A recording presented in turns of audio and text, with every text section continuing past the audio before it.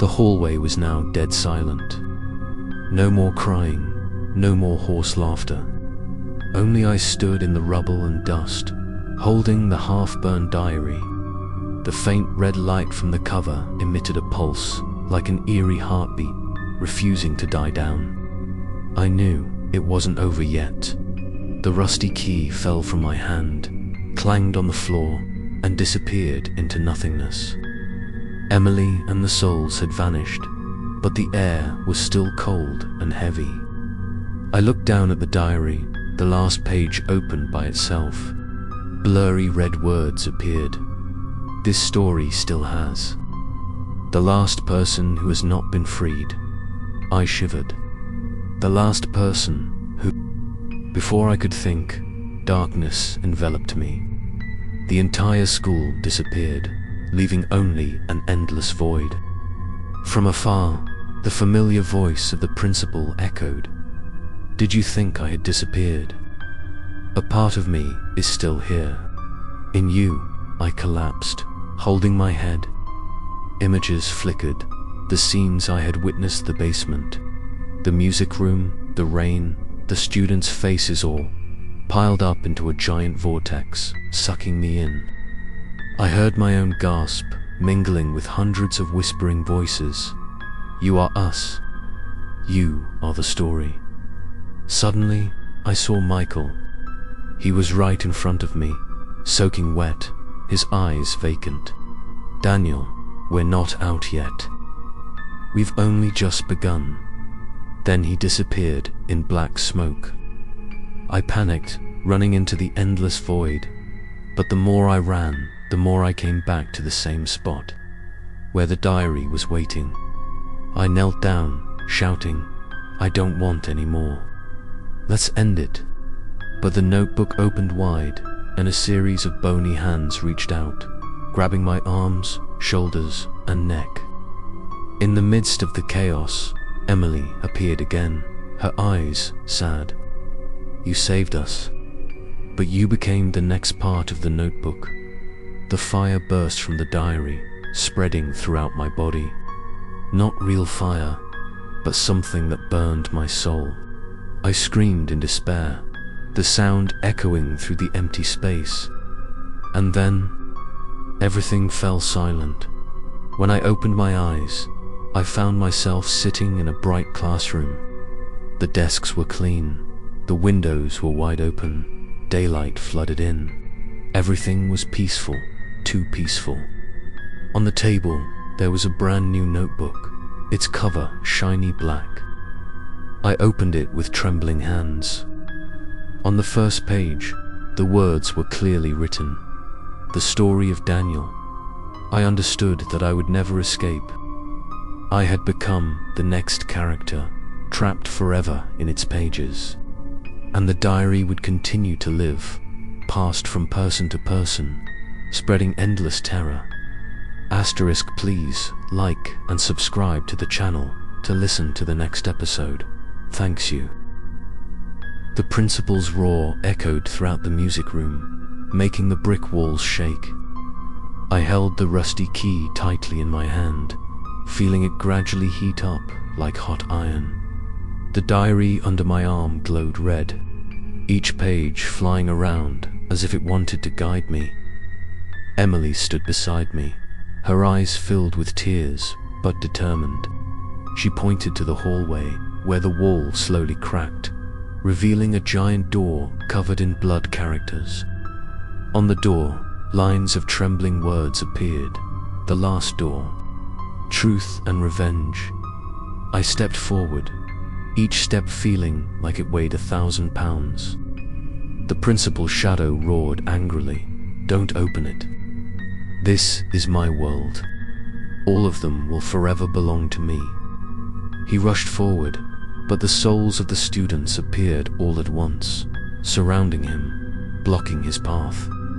Dozens of voices rang out like a creepy chorus. Revenge. Revenge. I held up the key. The lock fit perfectly.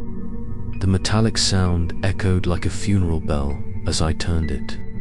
Immediately, the door shook violently. Dust fell, and cold air blew out. From inside, a blue-white light poured out, shining straight across the dark hallway. When the doors swung open, a vast space appeared before my eyes, like a supernatural court. The long benches were covered with blurry figures. All of them were imprisoned students. On the high platform, Emily's soul stood straight, her face solemn, her eyes shining with hatred. Next to her, other souls also appeared, shouting, "It's time for him to pay." The principal's shadow was dragged in, even though he was screaming and struggling. His red eyes now shone with true fear. His voice was lost. "No, I am the one in control here. You cannot resist me." But each soul stepped forward, surrounding him. Emily's voice echoed, "You turned the school into a prison. You took away our childhood and our lives. Today, we return it all." Invisible hands reached out from everywhere, clinging to the shadow. He screamed, his body twisted, dissolving into black smoke. I stepped back, my heart pounding. The scene before my eyes was both terrifying and liberating. The diary in my hand began to burn itself, each page turning to ash. I gasped, knowing that the final truth was coming to an end. But before it disappeared, the shadow of the principal still shouted loudly, "Do you think you can escape, Daniel? The curse is not over. It will follow you to the end." His voice echoed, then faded as his body was torn apart, completely dissolving. Emily turned to look at me, her eyes shining with gratitude. "You did it. But remember, this revenge does not erase all the wounds. A part of him remains in the diary that has not been completely burned." I looked down. Indeed, the half-burned cover was still there, the red light flickering faintly like a dying fire that had not yet been extinguished. I clenched it tightly, my heart filled with fear. If the curse was still there, it meant the nightmare was not over. All the souls gradually dissipated in the white light, leaving the room empty. Only me, the rusty key, and the half-burned diary remained. Outside, the howling wind echoed through the long hallway, as if signaling that the final challenge was still ahead. Stay tuned to see how Daniel will face the curse that has not been completely erased, and the diary's final secret is about to be revealed. I ran through the dark hallway, each step echoing as if being sucked into an endless void. The blood-red words on the wall were still engraved in my mind. "The key is in the music room." The music room door appeared before my eyes, the paint peeling, the wooden frame rotting. From inside, the sound of an out-of-tune piano came, each key pressed down, followed by a screeching sound. I stood still in front of the door, took a deep breath, then pushed hard. The door swung open, a musty smell wafting out. The music room was dark. The flashlight beam only revealed rows of dusty chairs, broken music stands, and an old piano in the middle of the room. The piano lid was half closed, but the keys still vibrated automatically. Emitting a piercing sound, I moved closer, the diary in my hand vibrating even more, as if reacting to the piano. When I placed my hand on the lid, it swung open, revealing not piano strings, but a series of old, yellowed pieces of paper. I shakily picked up a piece. On it was a list of the disappeared students, each name crossed out in red. Emily was among them. My heart felt like it was being squeezed. I continued to rummage through the pieces of paper, discovering a few shaky lines. They forced me to play the piano until I was exhausted. They wouldn't let me leave. A faint whisper sounded right behind me, cold. It was me. I turned around. Emily was standing right next to me, her figure blurry, her sunken eyes staring straight at me. Her cries echoed throughout the room, each piano sound automatically reverberating, forming a creepy melody. I choked up. "Emily, are you imprisoned here?" She nodded, black tears falling to the floor, spreading into a puddle. "Each note is a soul. They forced us to play forever, until we were silent forever." At that moment, a series of student silhouettes appeared, sitting in front of invisible pianos, their trembling fingers tapping the air, forming a ghostly chord. The room shook, the mirror hanging on the wall cracked, reflecting my image, but my face was distorted. My eyes were empty. I was startled and stepped back, hitting the piano. The diary fell down, opened to a new page, clearly showing the words, "The key is in the last note of music." Emily approached, reaching out to lightly touch the piano keys. The sound rang out, but this time it was not piercing but long and full of sorrow. The piano vibrated automatically. The spring below opened, revealing an old iron key covered in dust and rust. I quickly grabbed it. At that moment, the whole room exploded in screams. The ghosts of students rushed forward, their mouths wide open, their eyes glaring. The principal's shadow appeared right at the podium, his red eyes shining brightly. His voice rang out fiercely, "You dare to take my key? You will die right here." The piano rang out chaotically. The walls shook, the ceiling cracked. Emily shouted, her voice blending with the music. "Daniel, use the key to open the last door. It's the only way." I clenched the rusty key in my hand, my heart pounding like a drum. The diary glowed brightly again, urging me to act. But the hallway was collapsing, ghosts were surrounding me, and the shadow of the principal was getting closer. Stay tuned to see what happens when Daniel tries to use the key to open the last door in the haunted school. Dawn rose faintly, the weak light penetrating the thick fog. I sat in front of the tent, my whole body exhausted after a night of almost no sleep. The rain had stopped, but the wind still howled through the trees, reminding me that I had not yet escaped from the nightmare. The diary was still in my hand, the cover scorched, but the red light flickered like a living heartbeat. It urged me to return to the school. I walked on the wet dirt road, my heart filled with determination and fear. The rusty iron gate appeared in the fog, standing tall like an entrance to hell. When I put my hand on it, the gate opened automatically, emitting a terrifying screech. A cold air blew out, enveloping my whole body. I knew that the school was welcoming me back. The schoolyard was covered in fog. The weeds were growing tall. My every step echoed strangely. Darkness still covered the corridors, even though it was morning. I held the flashlight firmly, but the weak light was not enough to dispel the thick darkness. As I went deeper, the diary opened by itself. On the page was a scrawled line, "You're back." So witnessed, I turned the next page. An image appeared. A classroom with neatly arranged desks and chairs. A blackboard with the words "Welcome back" written in blood. I looked up, and just like the image in the diary, the room before me appeared exactly as it had appeared in that classroom. A hoarse laugh rang out, and then the tall, dark figure of the principal appeared at the podium. His red eyes were fixed on me. "You're back. How stupid. But that's what makes this game more interesting."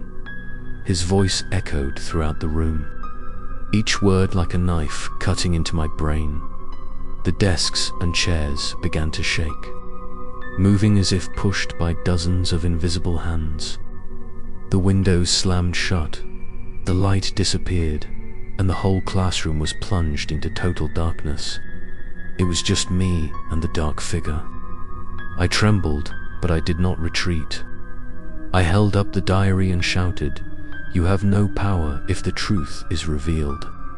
Immediately, the pages lit up, showing a horrifying scene. Children locked in the basement, screams echoing, and the image of the principal standing there laughing heartily. I clenched my fists, feeling indignant. The shadow roared, rushing straight towards me. I backed away. My heart felt like it was about to burst. At that moment, a familiar voice rang out from the corner of the classroom. "Daniel." I turned around and saw Emily appear, her figure thin, her eyes filled with tears. She reached out to me.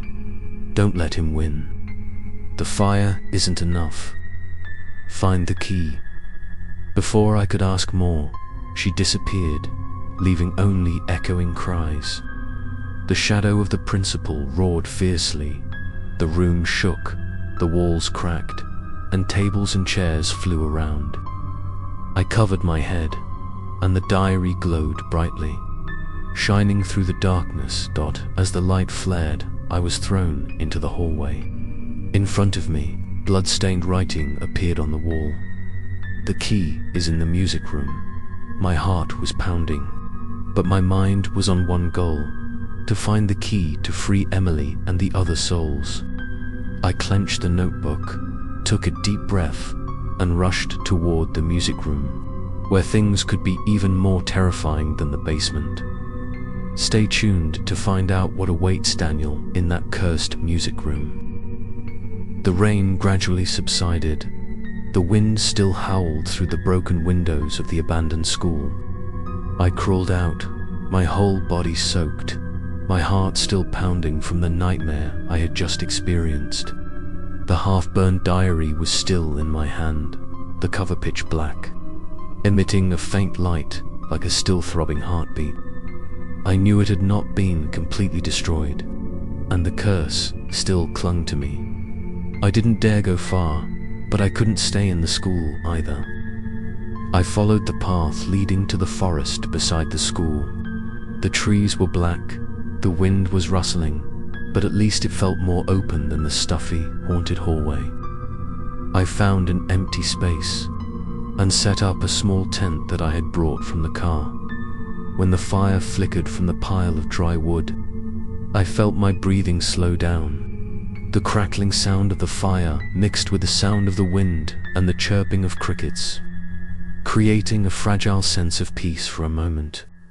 But that peaceful sound was torn apart when the wind suddenly changed direction, carrying familiar sounds, sobbing, whispering, "Don't leave me." I turned around in surprise. The darkness around the forest was thick, each tree casting a long shadow like an outstretched arm. I tried to reassure myself, it's just my imagination, just an echo. But when I looked into the fire, I was stunned. In the flickering light, ghostly faces appeared, distorted. Crying. I picked up the diary, the cover shaking as if someone was knocking from inside. I opened it. The pages were pitch black, but then new lines gradually appeared. "You can't hide. Wherever you are, I will find you." The ink spread like blood, falling to the ground in drops.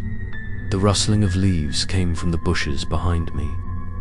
I turned around, the flashlight beam flashing. In an instant, I saw Michael.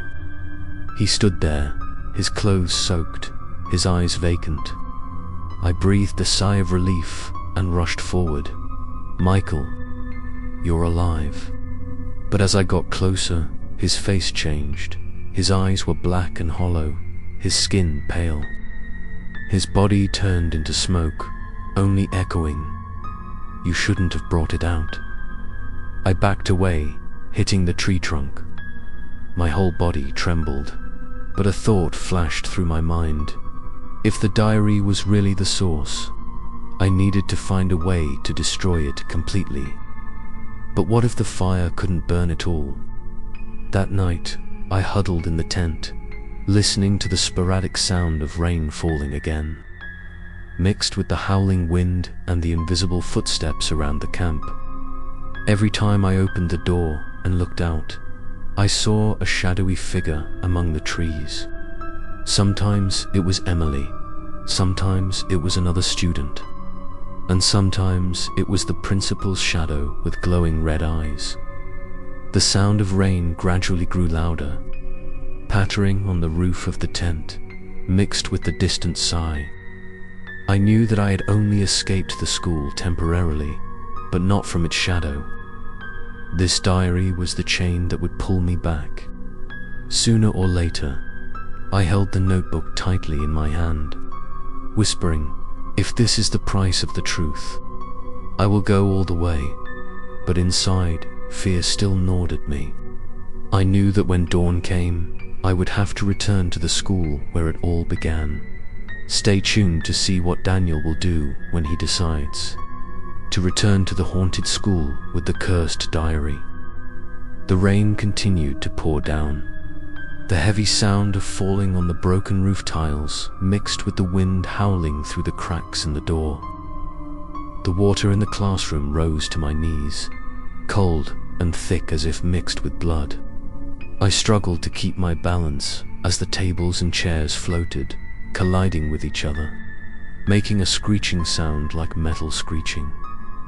The diary in my hand was getting hotter and hotter, the cover glowing red.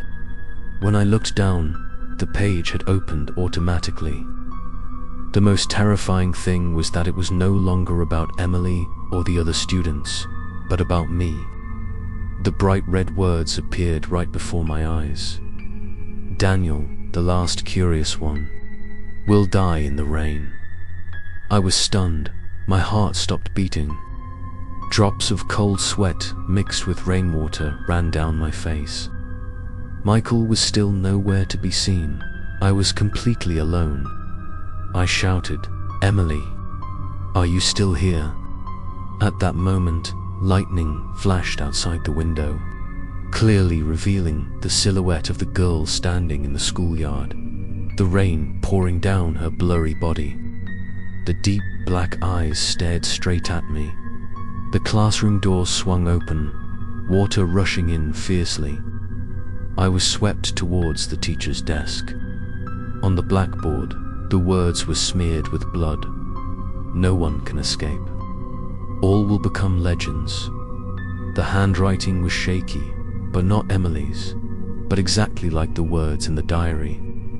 I suddenly realized the notebook did not only record memories, it also continued the present, turning everything into a vivid creepypasta story to devour the souls of those who dared to read.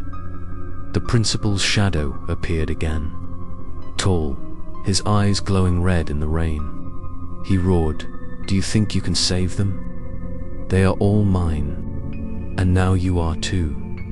Invisible hands reached up from the water, grabbed my legs, and pulled me down. I struggled, screamed, tried to escape, but the pulling force grew stronger.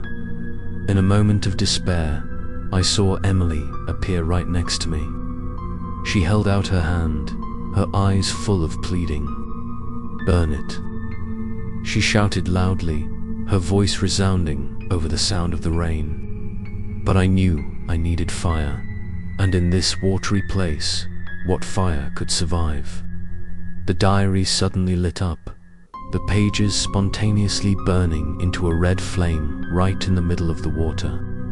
The fire was not extinguished, but instead grew stronger, burning brightly in the rain like hellfire. The ghosts of students appeared, screaming, their eyes flashing with hope. Emily also bowed her head, her lips trembling, "Just this once. Let's end it all."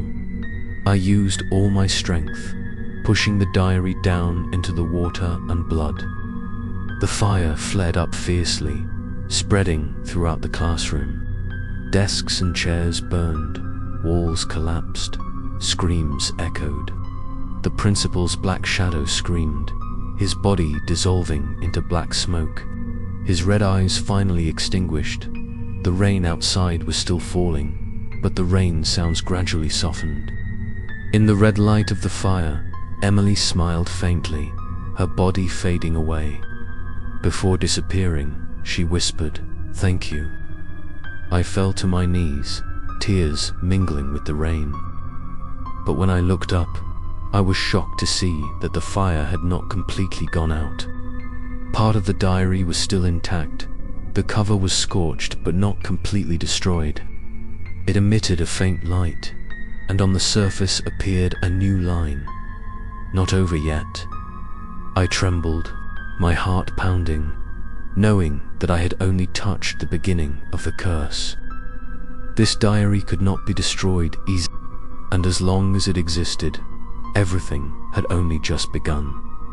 Stay tuned to see what Daniel will do when the diary is not completely destroyed, and the curse continues to cover the deadly school. The principal's hoarse laughter had just ended when the air suddenly shook.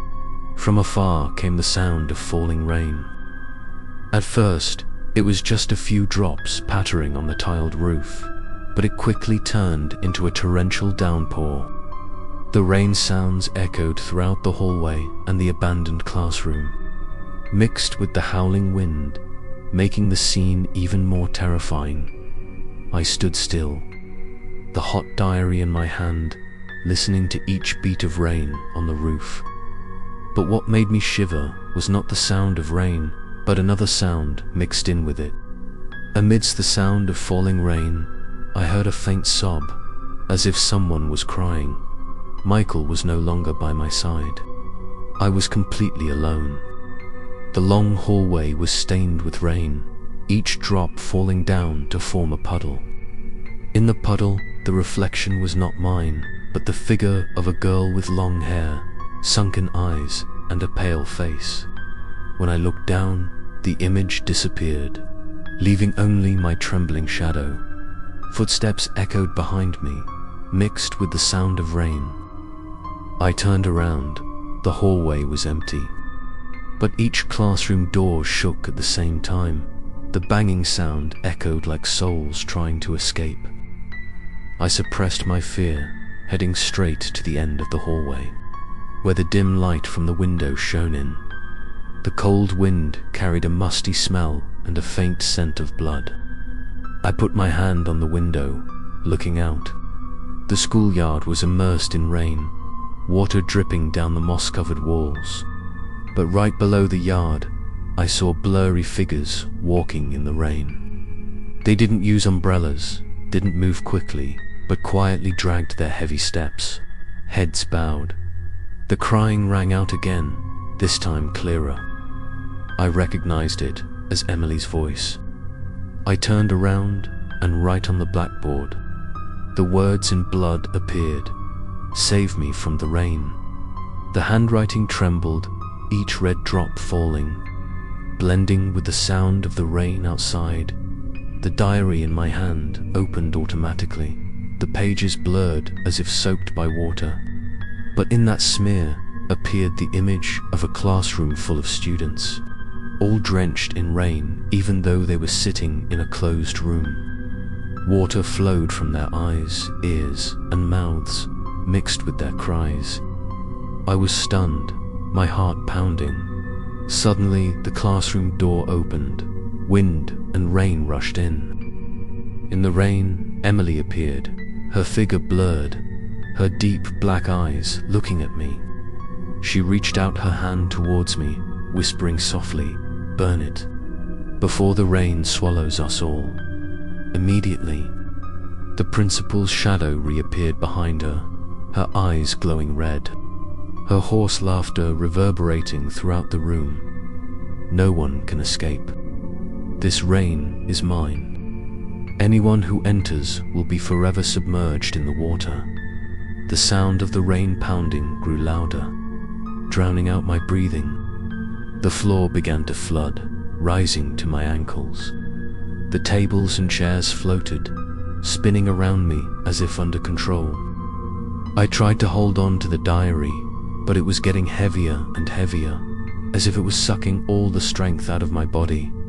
I shouted, my voice lost in the sound of the rain, "Emily, show me how to end this."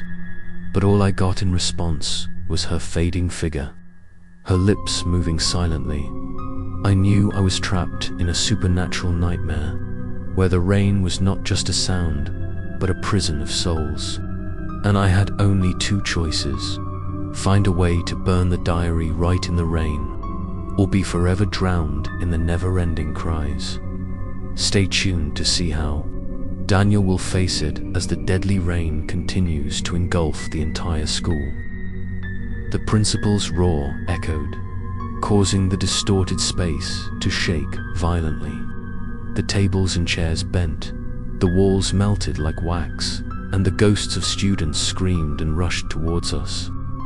Michael grabbed my hand and shouted, "Run, Daniel."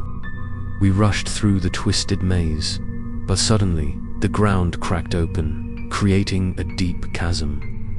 I was thrown to one side, and Michael disappeared into the thick red mist. I shouted his name, but there was no response. Everything fell silent, leaving me alone, the hot diary in my hand. The space around me changed. I spun, then realized I was standing in the familiar school hallway, but everything was distorted. The ceiling was high, the classroom doors were tilted, and darkness filled the air. Everything was suffocatingly silent, only my heartbeat echoed. It felt like I was home, alone in this school. But the truth was that hundreds of invisible eyes were watching my every step. I walked slowly, the diary shaking in my hand. It opened automatically, the words gradually appearing in red ink. "You chose to stay. Pay the price." Immediately after, the door of a nearby classroom opened. Inside, I saw the chairs move automatically, lining up neatly. The sound of chalk scratching on the blackboard squeaked. On the board appeared the words, "Sit down." I stepped back, but behind me I heard footsteps. When I turned around, I saw an empty hallway. But the lights on the ceiling went out one by one, swallowing the way back. I was forced to enter the classroom. The door slammed shut behind me. The air was thick and cold. I sat down on the first chair, still holding the diary.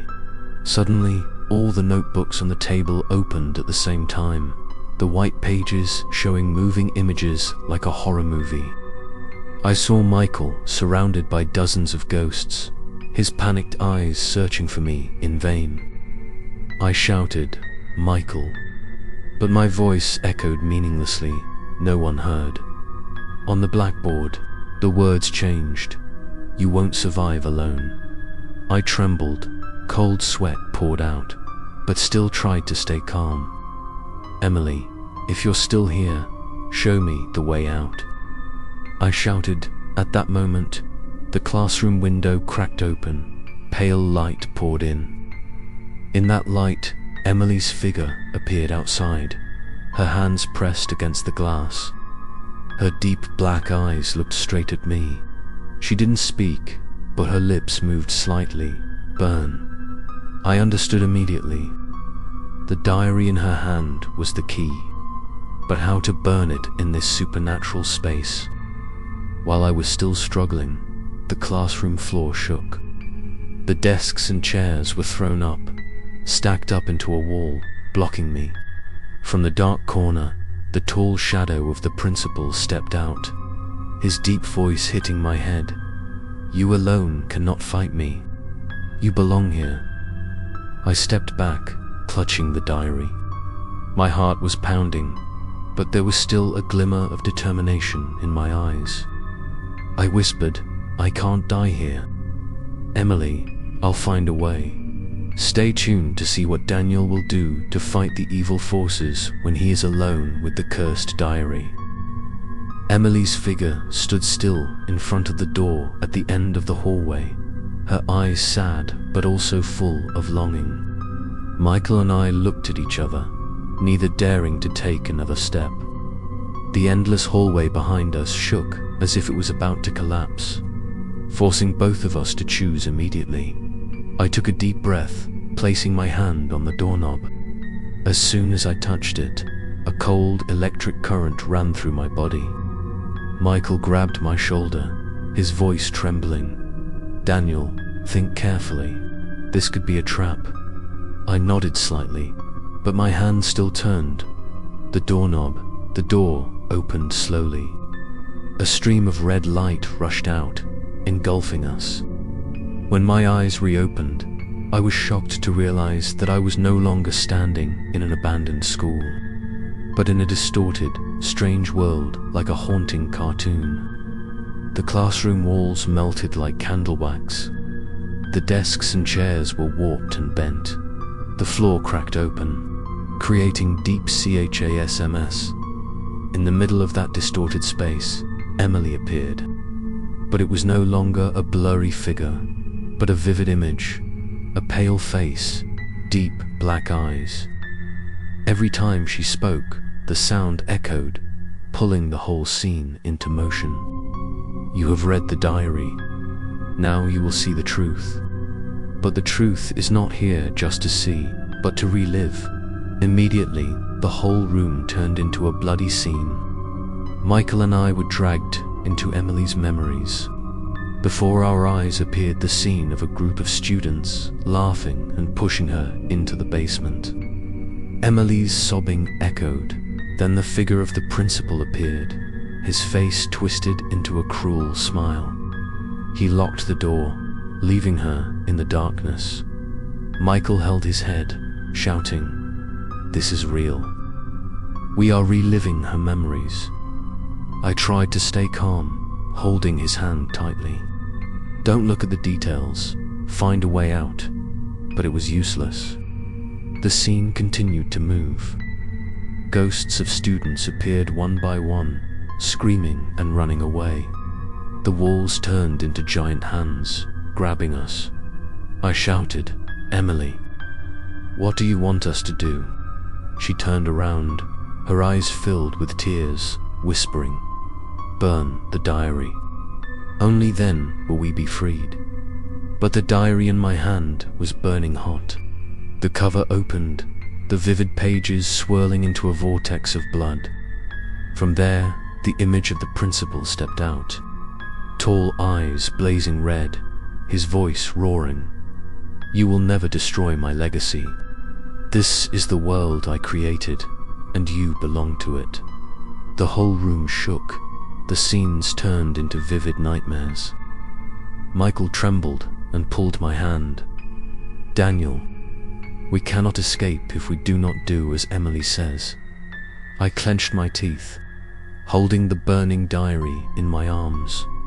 Emily's image appeared one last time, her hands trembling as she reached out to me, her lips moving slightly.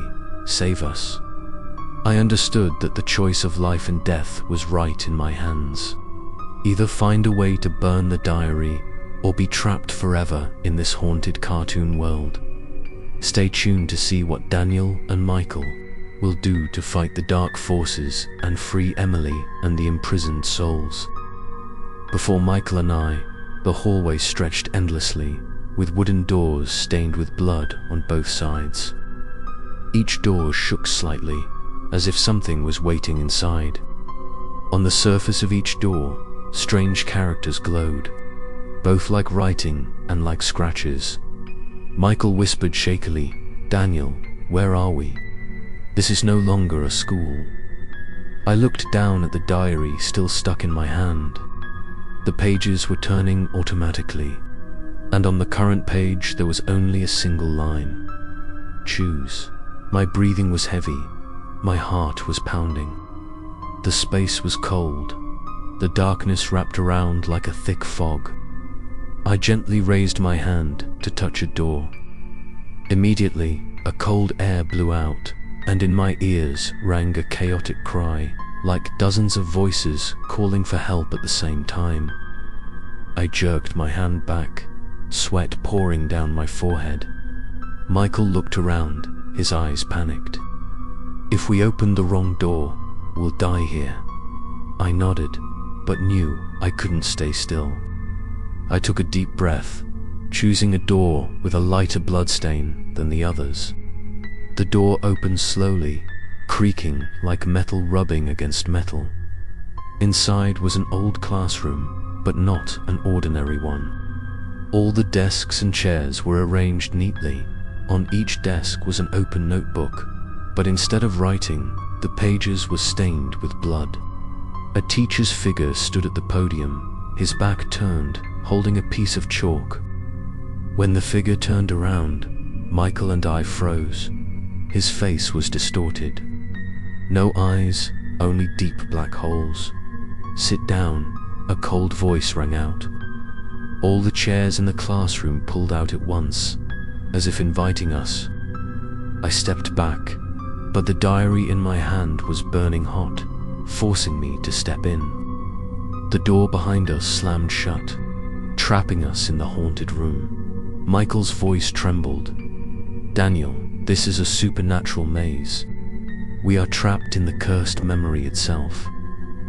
I turned to him, clenched my fist, and said firmly, "We have to find Emily. Only she knows the way out." As soon as I mentioned Emily's name, all the notebooks on the table lit up at the same time, showing the same line: "She is waiting in the last door." The teacher's figure disappeared. The room shook violently. The wall cracked open, and from the cracks emerged a bony hand trying to reach out to us. Michael shouted, pulling me towards the only open door. As we rushed through, the space changed again. This time, the hallway appeared again, endlessly long, with dozens of other doors lined up close together. But on the last door, I saw Emily's figure standing still, her sad eyes looking straight at us. I gasped, my heart pounding. "Michael, it's her." "Emily," he nodded, his face pale. "If it really is her, then this is our only chance to escape." But I knew I couldn't be sure, because in this supernatural maze, everything could be a trap. And if it was just an illusion, we would be trapped here forever. Stay tuned to see if Daniel and Michael dare to open the door where Emily's figure is waiting. The diary lay on the table like a gate opening to a dark abyss. Even though I tried to close it, each page kept turning under an invisible force. Michael grabbed my hand tightly, screaming in despair. "Daniel, let it go." But I knew if I left it, we would never find the truth. I bent down, the flickering lantern light clearly illuminating the blood-red words that were gradually appearing. "Every child has their own story, and they all end here." Immediately, blurry images spilled out from the page, forming horrifying scenes like short, scary stories stuck in the notebook. The first page showed a boy locked in a dark classroom, a weak knock on the door that no one answered. His eyes were filled with tears, his hand trembling as he wrote on the wall, "Mummy, I'm scared." The image faded, replaced by a blonde girl forced to sit in the corner, her mouth taped shut, her eyes pleading for help. The room fell into a deadly silence. Michael shuddered, stepped back, and stammered, "Oh my God, this isn't my imagination. This is a real memory." I gritted my teeth and turned to the next page. The words that appeared were trembling. "Emily, the last day." The picture that appeared made me breathless. Emily sat in the basement, her hands tied with rope, her eyes red, her mouth constantly repeating the words, "Don't leave me." Each sound that rang out from the diary made the room round. Her tremble, as if it wasn't just an image, but a real echo of the past. The tall black figure appeared behind us again, its deep voice echoing. "Do you see? This is my legacy. This school is a prison for rebels. They will stay here forever." Michael shouted, swinging the lantern at the black figure. The light shone straight into the red eyes, causing him to disappear into black smoke. But I knew it was only temporary.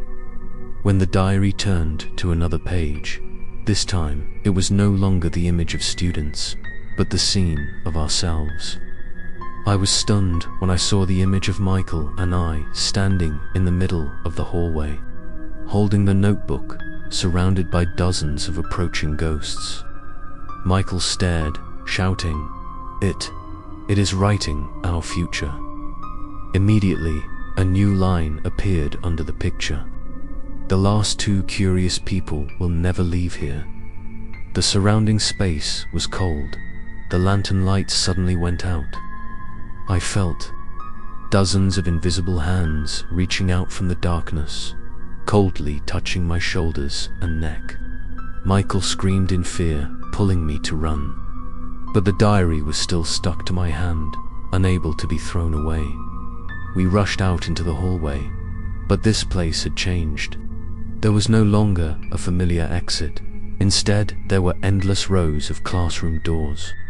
On each door, the words scrawled in blood, "Choose." Michael and I looked at each other, our hearts pounding. Each door could lead to another memory, another trap, or the only way out. But choosing the wrong one would mean we would be trapped in this cursed diary forever. Michael whispered in despair, "Daniel, if we go forward, we may never come back." I squeezed his hand, my eyes on the blood-stained door. There is no other way. We have to open a door. Stay tuned to see which door Daniel and Michael will choose in the deadly maze of the cursed diary. After leaving the basement, Michael and I returned to the main hallway. The air was so quiet that we could hear our heartbeats. I held the grade book tightly in my hand, knowing that it was only part of the secret. The real clue lay in the principal's diary. We groped through the classrooms, trying to find a place where the diary could be kept. Michael whispered, "If he's the principal, the diary must be in the office or the library." The thought was reasonable, but I still felt uneasy. Every time my feet touched the floor, the space echoed with strange sounds, like someone's resentful sigh as we approached the principal's office. A rotten wooden door appeared, with scorch marks on the surface. I pushed gently, the door swung open, and the smell of old smoke and rotten paper filled the air. Inside, a large desk covered in dust, the drawers locked tightly. I bent down and pulled with all my strength. The drawer swung open, revealing a pile of scraps of paper and a thick black leather-bound notebook. I opened it with trembling hands. Immediately, a cold wind blew through the room, and the lantern in Michael's hand flickered repeatedly. On the first page, the scrawled handwriting was clear. "Private diary only. I have the right to read it." The ink was still fresh, dark red like blood. Michael stepped back, his voice trembling. "Daniel, something is wrong. I feel this notebook should not be opened, but I knew that if we stopped, we would never know the truth." I turned to the next page. The words appeared fragmented, erased in places, but enough to read. I warned them many times, but the students still resisted. I locked them in the basement. Their screams echoed back. To my delight, they will learn to be silent forever. I choked. This was not just a diary, but a confession. I turned the page. The following pages detailed how the headmaster had turned the basement into a prison. He recorded every day, every child he had taken down, and his cold justifications for his cruelty. Suddenly, the words at the bottom of the page appeared before my eyes, as if written by an invisible hand. "Stop reading." The red ink spread, soaking into my fingers. Michael shouted, "Daniel, put it down." But I couldn't. My eyes were drawn to the words. In that moment, The whole room shook. On the wall, a tall black figure appeared again, its red eyes staring at me. A deep, hoarse voice resounded straight into my head. "You read the forbidden thing. You will pay." Startled, I closed the diary. But from inside, whispers rang out. Not just one voice, but dozens of voices piled up, as if all the imprisoned souls were screaming at once. The diary was hot and trembling in my hands. I threw it down on the table, but the cover opened by itself. The pages turning repeatedly, images flashed across each page. The faces of the trapped students, their eyes filled with tears, their mouths wide open in silence, as if deprived of a cry for help. One of those faces was Emily, her eyes staring straight at me, as if pleading. Michael pulled my hand, and we both rushed out of the office. But as soon as we stepped into the hallway, the shadows were waiting, lined up in long rows. Their faces blurred, all turned towards us. The air was thick, heavy, and each step towards us made me suffocate. I held the diary tightly, knowing that it was now stuck to us, impossible to let go. Only when we finished reading it would we know how to free the imprisoned souls. But the deeper we went, the more we fell into the terrible trap that the principal himself had set. Stay tuned to see what terrible secrets the diary will reveal about the deaths of Emily and other students. The darkness in the basement seemed to thicken after Emily disappeared. A deep, hoarse laugh echoed, making every hair on my neck stand up. It didn't sound like a child's or a woman's laughter, but a man's, slow, emphasizing each syllable like someone who had absolute power in the darkness. Michael shook my hand, his eyes fixed on the empty space in front of him. The lantern suddenly lit up and then went out. The flickering light clearly illuminating a tall figure, faint like a streak of black smoke, standing a few meters away from us. The red eyes glowed in the darkness, staring at me, making me suffocate. The hoarse voice rang out again. "You shouldn't come down here. This is where I rule." My heart was pounding like a drum. I tried to muster up all my courage and said in a trembling voice, "Who are you?"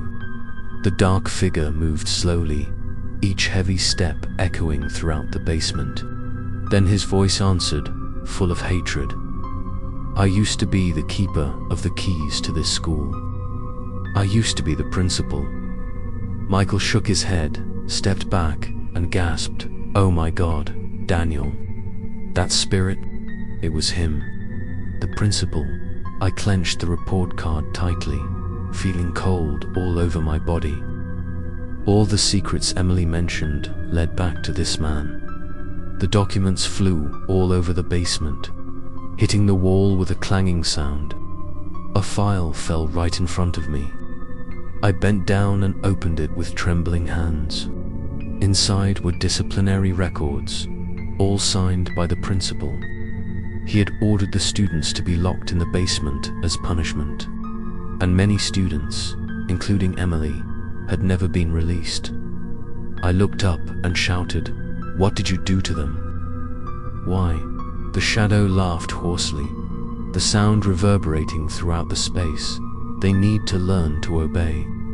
Whoever resists, I will keep forever. This is my school, and I am the law." The air thickened. The broken tables and chairs automatically flew up, spinning in the air and then smashing hard on the tiled floor. Michael almost fell to his knees, screaming in despair. "We have to get out of here now, Daniel." But I knew, if I left now, Emily and the other souls would be trapped forever. I stared at the shadow, saying loudly, "Emily asked me to find the truth. I will not give up." As soon as I finished speaking, the entire basement shook. The lantern suddenly turned on, and in the dim light, the shadow approached. its face gradually becoming clear. It was an old, wrinkled face, deep red eyes, a crooked smile on its mouth. He roared, "If you want the truth, find my diary. But remember, the truth will destroy you." Immediately after saying that, he disappeared into black smoke, leaving behind a terrifying silence. I sat down on the floor, my whole body trembling. Michael held his head, his face pale. But I knew I had the next clue, the principal's diary. Only it would reveal the whole truth. We left the basement with the sound of footsteps echoing as if someone was still watching.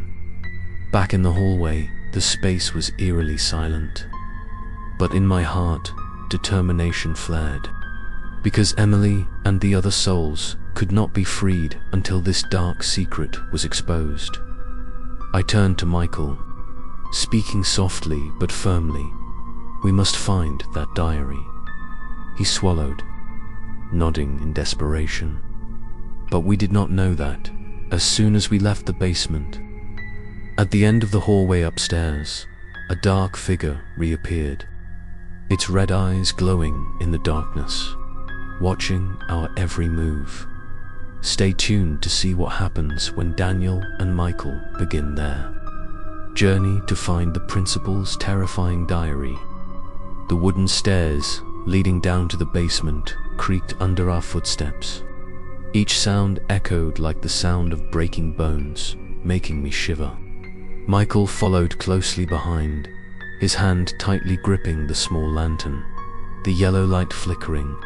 The cold air rising from below was thick, as if the basement contained no air but only death. We reached down the last step. Before us was an old, rusty iron door, the surface marked by scratched fingernails. I reached out to touch it lightly, the cold chilling to the bone. Suddenly, the door opened automatically, emitting a long screeching sound like someone groaning in despair. Inside was a dark basement. The damp walls were covered with green moss. Each small drop of water echoed. The tiled floor was cracked. The smell of mold mixed with the smell of rust made me nauseous. We entered, the lantern clearly illuminating the piles of old study desks, some still bearing scorch marks. Michael turned the light to the corner of the room and almost choked. On the wall hung blurry student photos, all the faces crossed out in red ink. Among those photos, I recognized Emily's face. Under the photo, a line was scrawled in a shaky hand. "No one is allowed to leave here." My heart was pounding. My whole body was covered in goosebumps. I opened the report card, checked Emily's name with the photo. Next to her name was still the line "transferred." But now I knew transferred did not mean leaving, but moving down here, to this basement. While I was still trembling, a strange sound rang out. The sound of an iron chair dragging on the tiled floor. We turned around, clearly seeing an old chair moving automatically, stopping right in the middle of the basement. On the chair, a blurry figure gradually appeared. It was Emily. She sat quietly, her hair down, her hands hanging down. But when he raised his head, the pale face with deep black eyes made Michael recoil. Her voice rang out, trembling but clear. "They locked me here. I can never leave." The words echoed throughout the basement, causing the whole space to shake. From the dark corners, a series of other shadows began to appear. The other students, imprisoned with Emily, all walked slowly towards us. I stepped back, my back touching the cold wall. Michael asked in a trembling voice, Who did this to you?" Emily turned her head, her lifeless eyes looking straight at us. A skinny hand pointed to the iron shelves in the corner of the room. We walked over, pushed aside the thick layer of dust, and found an old, locked wooden box. I pulled it open with all my strength.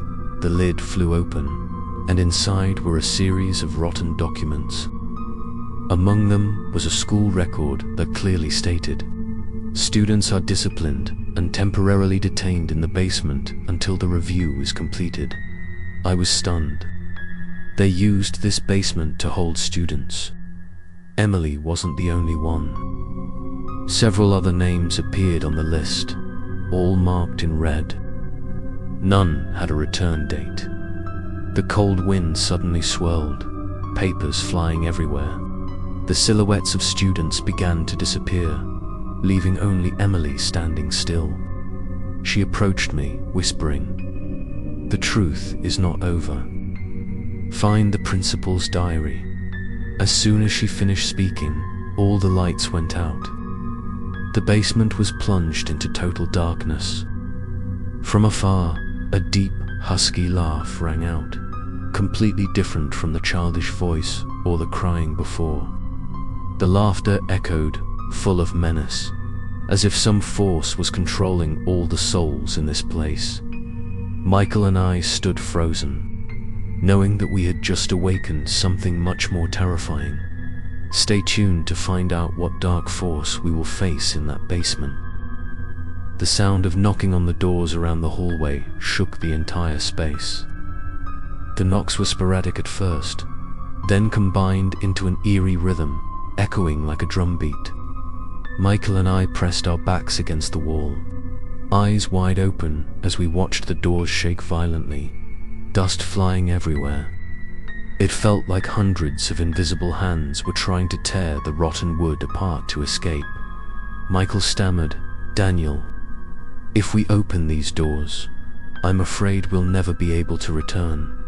I nodded, my hand tightening on Emily's diary. But in my head, only one thing echoed. The truth is in the grade book. That was the clearest message Emily's spirit had sent. I gathered my courage, pulled Michael, and ran through the hallway, ignoring the loud banging of the doors behind us. We rushed into the old library at the end of the row. The heavy door swung open, a cold wind rushing straight into our faces. Inside, it was dark, the tall, dusty bookshelves standing still like the shadows of guardians. The flashlight shone on hundreds of old, tattered books, the pages yellowed. Michael trembled as he looked at each shelf, his voice faltering. "If the grade book still exists, it must be here." I followed the rotten shelves, my fingers touching a gap. There was a thick, hardcover notebook covered in so much dust that it was almost glued to the wood. I pulled it out, dust flying everywhere, a strong smell of mold. When I opened the notebook, the flashlight shone on the yellowed pages. Lists of student names appeared. I flipped through them, my eyes stopping at a middle page. The name Emily Parker appeared several times, but next to it there was no grade, just scribbled symbols as if someone had deliberately erased them. At the bottom of the page, a different line was written in red ink. "Transferred." A chill ran down my spine. What did transferred mean? Emily had been transferred, or was it just a way to hide a cruel truth? Before I could think, the cold wind blew hard, causing the pages of the notebook to turn over. The last page stopped, clearly scrawled, "I'm still here." Michael stepped back, his face pale. The flashlight flickered, and in the weak light I could make out the shadows crowding around the bookshelves. All of them were schoolboys, heads bowed, clothes torn. One of them looked up, his face pale, his dark eyes staring straight at me. I shouted, "Emily, what do you want us to know?" The air thickened, and then the words on the rotten wooden board in the middle of the library slowly came into view. "Search the basement. The truth is down there." The knocking in the hallway outside suddenly stopped. Instead, a new sound rang out, the sound of metal scraping from somewhere below the floor. The eerie scream echoed throughout the library, as if someone was waiting for us in the dark basement. Michael whispered in a trembling voice, "Daniel, we can stop here. This is no longer a joke. This is real danger." I stared at the report card, my heart pounding, but my mouth remained firm as I replied, "We've come too far to turn back. If Emily is locked down there, we can't leave her alone." We hugged the report card tightly and walked out of the library. The hallway was strangely silent, as if all the knocking and crying had disappeared. But the silence was even more terrifying, because it was like the calm before a storm. The stairs leading to the basement at the end of the row appeared in the pale blue light of the moon. The old wooden steps opened, dark as the gaping mouth of a monster. I swallowed, took a deep breath, and turned to Michael. "Get ready. The truth is waiting down there." And as we took our first step down the basement stairs, the whisper rang out again, this time not faintly but resounding throughout the space. "Come down here.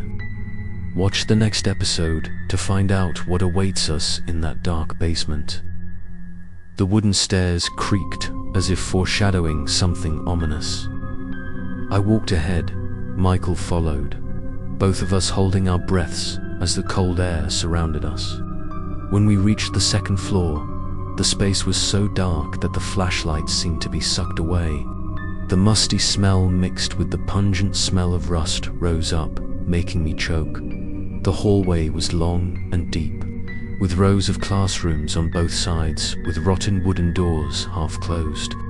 At the end of the hallway, under the moonlight shining through the broken window, a female student stood there silently.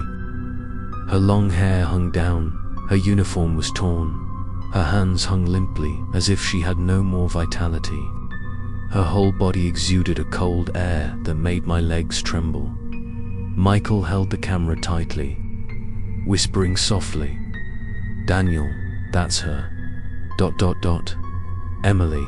I didn't answer, just clenched the diary in my hand, trying to calm myself down, and took another step. The figure tilted her head slightly, just like the time I saw it through the glass door. This time, the distance was too close. It felt like we would touch her in just a few steps. Suddenly, all the classroom doors along the hallway opened at the same time. The rusty hinges screeched, echoing throughout the space. Cold wind rushed out from inside, carrying whispers mixed with sobs. I quickly turned to the right, seeing a wooden table automatically slide into the middle of the room as if pulled by an invisible hand. Michael moved the camera to follow, the lens capturing blurred streaks of light, the shapes of many people standing crowded together. We retreated, but the hallway behind us suddenly darkened. There was no way out. The only path left was towards Emily's figure. She gently raised her hand, her trembling fingers pointing straight towards a room near the end of the row. The door shook slightly, then opened slightly, the slow creaking sound giving me goosebumps. We looked at each other, then had to step forward. Inside the room, the moonlight shone in, clearly illuminating the intricate lines of writing on the wall. Dozens of lines repeated, "Don't lock me up. Let me go." The writing was scribbled. Many places had the paint scratched off, even carved deep into the wood. I reached out to touch it lightly, feeling the coldness piercing my bones. Suddenly, the door slammed shut behind me, darkness engulfing the room. Crying echoing across the four walls. Michael turned on the infrared light, and both of us were almost stunned. Dozens of shadowy figures of students appeared in the frame, all sitting with their heads down on the desks. Like a haunted classroom, one of them looked up, his pale face with empty eye sockets staring straight into the camera. Michael stepped back, almost dropping the camera. I gritted my teeth and shouted, "Emily, What do you want us to do?" Immediately, all the shadowy figures disappeared, leaving only the sound of our own heavy breathing. On the blackboard, a line of white letters gradually appeared, as if someone had just written, "Find the report card. The truth is in it." I turned to Michael, my eyes filled with confusion. Report card. What did Emily mean? Was it proof of her death? Before we could figure it out, the female student's figure appeared right next to the window, her trembling hands gripping the bars, her head tilted to look outside, as if she were trapped in this very room. Michael whispered shakily, "Daniel, I think we've just entered the center of a story with no way out." I nodded, a chill running down my spine. But I also knew that only by finding that report card would the secret that had been hidden for so many years be revealed. And as we were about to leave the room, a simultaneous knocking sound came from all the doors around the hallway, in a rush, like hundreds of hands were knocking to get out. ... Watch the next episode to find out what's hidden in those doors and the terrible secret of the missing gradebook. Footsteps echoed from the end of the hallway as dozens of people were approaching. Michael and I stood still, cold sweat running down our backs. The flashlights were shaking as we aimed at the sound, but the hallway was empty. Not a single person. But the footsteps continued, becoming clearer and closer. Michael raised the infrared camera, the lens shaking as he panned. On the screen, we saw faint streaks of light that resembled human footprints, clearly imprinted on the dusty tile floor. The footprints appeared continuously, as if a group of invisible people were walking around us.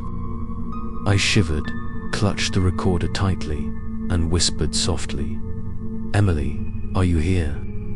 At that moment, the footsteps stopped simultaneously. The space was completely silent, except for the sound of my heart pounding. A weak voice rang out right next to my ear. "Help me." I jerked back, but only Michael was staring blankly into the void. He whispered, "Daniel, I heard it too." We walked slowly down the hallway. The cold wind blew through the broken window, making a whistling sound like a moan. The flashlight suddenly went out, and the whole space was plunged into complete darkness. I quickly turned it back on, but the light only flickered and then went out. Michael fumbled, trying to start the camera, but the screen was also dark. Both of us were plunged into darkness, with only the crescent moon shining outside the window. In that eerie silence, a soft knocking sound rang out. 1, 2, 3. It sounded like a bony hand touching the wood. We held our breaths, our ears straining. The knocking grew louder and more urgent, echoing throughout the hallway. I grabbed the lighter in my pocket and lit it. The weak light illuminated the flying dust, but it did not reveal anyone. As the flame flickered, I suddenly realized that there were scattered handprints on the wall. The black wet mark slid down, imprinted as if someone had left it in a fit of despair. Michael stepped back, his face pale. "We have more than one soul here. There are more." As soon as he finished speaking, a cold wind blew hard, blowing out the lighter. In the darkness, I clearly felt a breath right at the back of my neck. I jumped up, turned around, but saw no one. Michael grabbed my hand, and we both ran down the hallway. Invisible footsteps immediately sounded behind us, chasing each step. We rushed into a classroom, closed the door tightly. Inside was dark, and the smell of mold was strong. When the moonlight penetrated through the crack in the door, we realized that on the blackboard appeared a sentence scribbled in chalk. "You can't escape." The chalk words fluttered to the floor, as if they had just been written. Michael trembled as he stepped back, but the floor suddenly shook. There was a creaking sound, dust falling from the ceiling as if someone was walking right above. I looked up, and for a moment, I saw the shadow of a pair of legs hanging from the ceiling, then disappeared as soon as I blinked. We couldn't stay any longer. I opened the door and rushed into the hallway. But what stunned us both was the dozens of fresh footprints clearly imprinted on the dusty tile floor. They led straight to the rotten wooden stairs leading to the second floor. Whispers rang out from above, weak but urgent, like a group of people calling for help. Michael grabbed my shoulder, his eyes panicked. "Daniel, if we go up there, we might not be able to come back down." I took a deep breath, clutching Emily's diary in my hand. "We have to go, because the truth is waiting up there." We began to walk step by step up the old stairs. The wood creaked as if it would collapse at any moment. The higher we went, the denser the cold air became, the louder the whispers became. On the second floor, the darkness seemed to swallow everything. And at the end of the corridor, a female student's figure was faintly visible, waiting. Watch the next episode to find out what awaits us when we face that figure. I spent many sleepless nights after seeing the female student's figure in the second floor glass door with my own eyes. That image haunted me, and every time I closed my eyes, it appeared clearly in my mind. The trembling letter asking for help still lay on my desk, a reminder that I had not completed my mission. Although I was scared, I knew that I had to go back to face the truth. This time, I contacted an old friend named Michael, who was a reporter specializing in writing about haunted stories and supernatural phenomena. He initially laughed, thinking that I was being overly obsessed. But when I showed him the photo of the shadowy figure in the hallway, along with the recording of the faint whisper, his face paled. After a few seconds of silence, Michael agreed to go with me on the condition that we prepare an infrared camera and some electric field measuring devices. That night, we walked through the rusty gate again. The crescent moon cast a cold light on the schoolyard, and everything was eerily quiet. Michael turned on the camera. I held the flashlight and shined it straight into the main hallway. It still smelled musty and dusty, but there seemed to be a strange cold air. We walked slowly, recording every corner of the classroom. In the first room, Michael discovered scribbles on the wall. When I shined the light, I saw a faint line of words, as if someone had carved them with a fingernail. "They are here." I was stunned, my hand trembling as I touched the cold words. The engraving was not old, in fact quite new. The next step took us to the room where I found the letter. The desk was empty, but on the floor there was a black stain that stretched out into the hallway. Michael panned the infrared camera, and suddenly the screen showed moving spots of light, like the shadow of a person passing by. But we couldn't see anything with our naked eyes. Before we could react, the classroom door slammed shut behind us. The wind rushed in, the sound of footsteps echoed in the hallway, but there was no one. Michael turned pale, muttering, "There must be something here." I tried to stay calm, holding the recorder. Once again, the female voice whispered, "Don't leave me. I'm here."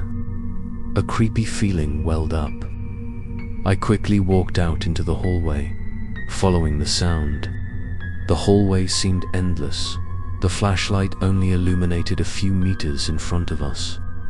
But then, at the corner, we saw clearly a female student standing with her back to us, long hair hanging down, her uniform torn to shreds. The atmosphere was so heavy that both of us could hardly breathe. Michael called out in a trembling voice, Who is there?" The figure didn't answer, only tilted his head slightly. The creepy cracking sound of bones echoed throughout the hallway. I took another step, and the figure immediately disappeared, as if melting into the air at that moment. A shrill scream rang out from the classroom behind. We ran back. The door was wide open. The inside was empty. But on the blackboard appeared a line of white chalk scribbles. They locked me here. The chalk was still fresh. Dust falling to the floor. Michael stepped back, his voice faltering. Daniel, ... This is beyond imagination. I clenched my fists, swallowed, but inside I felt a determination rising. The spirit clearly wanted us to know the truth. And the letter was the clue that led the way. As we were about to leave, Michael accidentally kicked an old notebook under the table.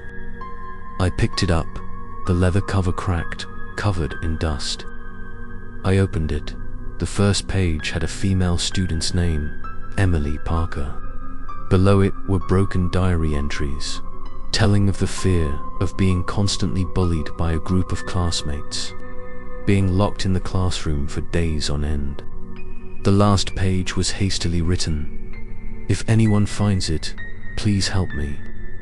I'm afraid they won't let me go home. Reading this, I felt my heart being squeezed. Emily ... could be the girl in the glass window, the ghost we saw. Her soul was trapped in this school, screaming for all these years. Michael put his hand on my shoulder and whispered, "Daniel, we have to go back. We have to find everything Emily left behind. This is not just a haunted story. This is a real cry for help." I nodded, my eyes looking deep into the dark hallway, knowing that the road ahead would be even more terrifying. And at that moment, from the end of the hallway, footsteps echoed in unison, rushing as if a group of people were approaching. Stay tuned for the next episode to find out what is lurking in the darkness. I thought I would never return to that abandoned school after that first terrifying night. But just a few days later, the words in the letter for help kept echoing in my head. Those trembling lines seemed to be engraved in my mind, urging me to find an answer.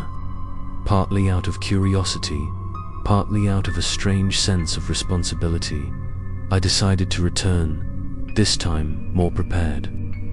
I brought a powerful flashlight, a highly sensitive recorder, and a camera to record any evidence.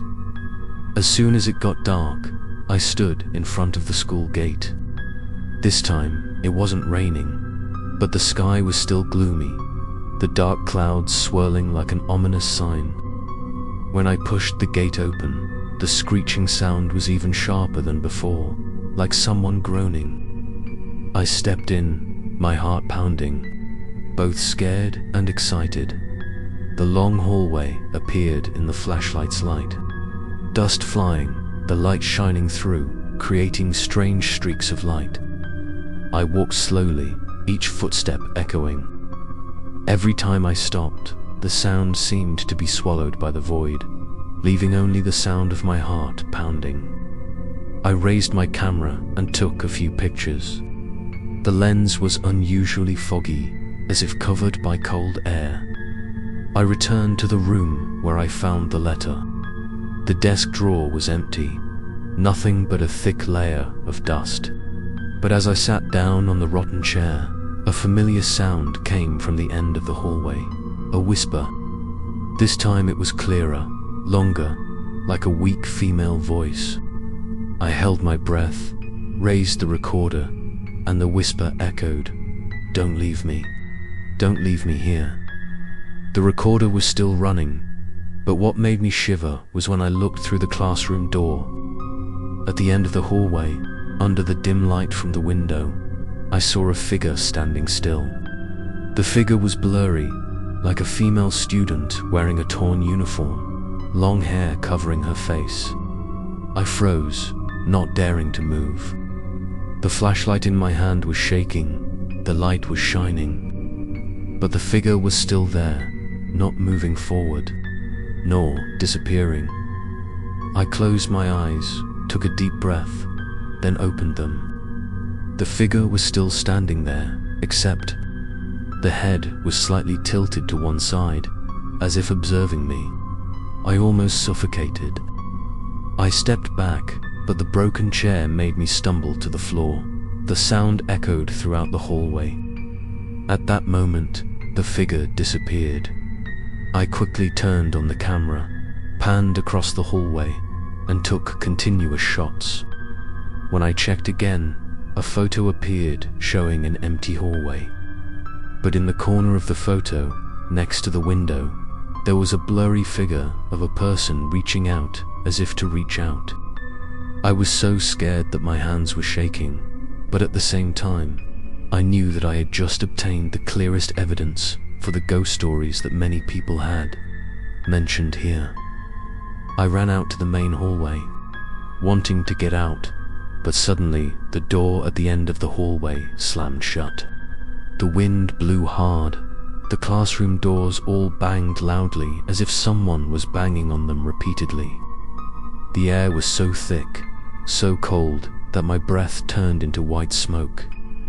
In the midst of the noise, I heard sobbing mixed with whispers calling my name.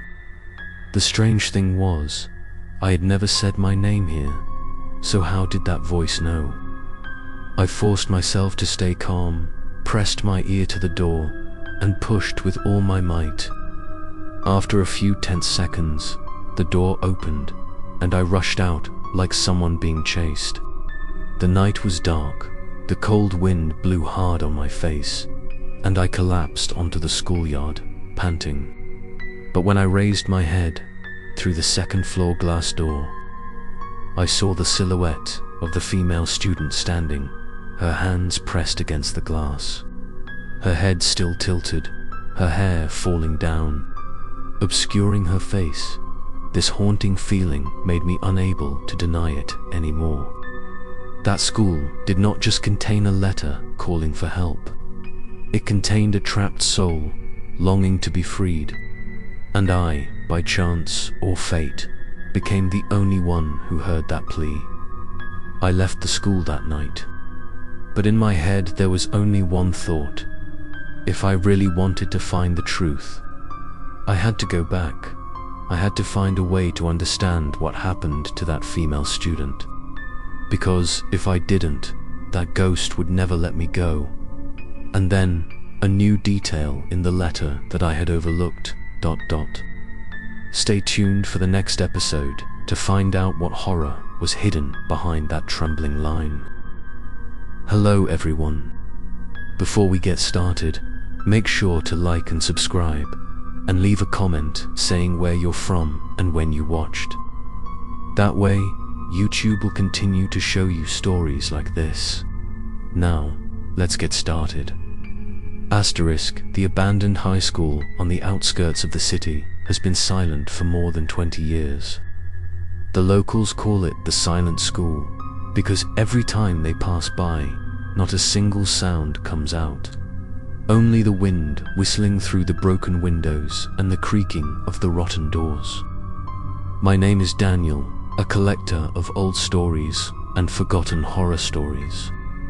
It was curiosity that drew me to this place on a drizzly afternoon, when the red sunset covered the mossy walls. The rusty iron gate was ajar. With just a slight push, it made a creepy screech, as if protesting the intrusion. I walked in, carrying a small flashlight and a notebook to take notes. The long hallway was dark, with a strong, musty smell. Each step echoed, as if someone was following behind. I stopped, turned around, but there was only a cold, empty space. The first classroom I opened still had a few rows of rotten desks and chairs. Dust was thick, cobwebs covered the ceiling. I shined my flashlight through each drawer, hoping to find some remaining memento.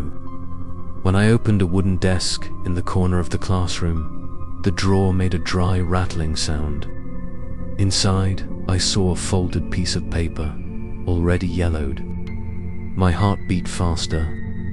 I gently opened it. The trembling handwriting appeared under the light. "Save me. I'm locked here. Don't let them catch me." Just a few short lines. But the handwriting was bold and desperate, as if someone had written it hastily in a moment of extreme fear. I felt a chill down my spine, goosebumps all over my body. The letter also had brown stains. I couldn't tell if it was ink, water, or something else.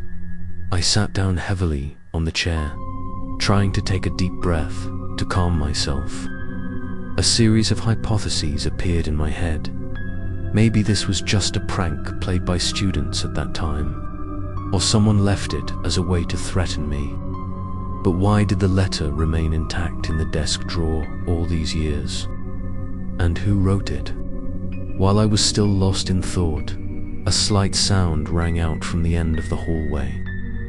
The footsteps were very light, slow, but clearly not an illusion.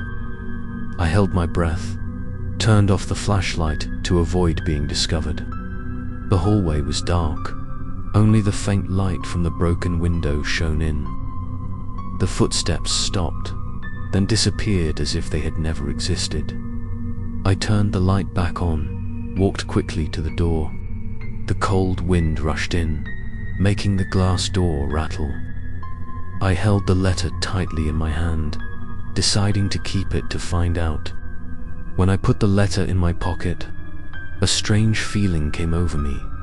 It seemed like there were eyes watching me from the darkness, returning to the main hallway.